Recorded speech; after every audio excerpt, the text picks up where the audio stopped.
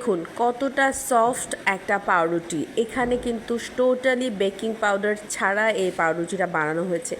এত সহজভাবে চাইনিজরা প্রত্যেকটা রেসিপি শেয়ার করে আমাদের সাথে। এখানে 4টা ডিম, সাথে লবণ, আইসিং সুগার আর 50 গ্রামের মতো ময়দা, ইস্ট, আর এখানে হচ্ছে হালকা কুসুম গরম দুধ, সাথে 1 কাপ পরিমাণ তেল খুব ভালো মতো করে মিশিয়ে হাতের সাহায্যে সময় নিয়ে ধীরে ধীরে এটাকে ময়ান করে নিতে হবে। এটার ময়ানটা যত ভালো হবে এই ব্রেডটা কিন্তু তত বেশি ফ্লাফি আর সফট হবে। খুব সুন্দর মতো করে এটা ময়ান হয়ে যাওয়ার পর একটা কাটারের সাহায্যে অথবা ছুরির সাহায্যে আপনারা এরকম গোল গোল করে কেটে নিতে পারেন। এরপর যে মোল্ডের মধ্যে ব্রেডটা সেট করা হবে সেই মোল্ডের মধ্যে গায়ে গায়ে লাগিয়ে দিতে হবে এই বলগুলো।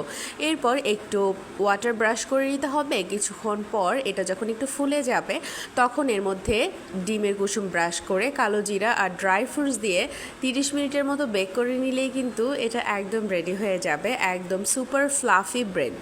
কি অনেক ইজি না এই ব্রেডটা বানানো?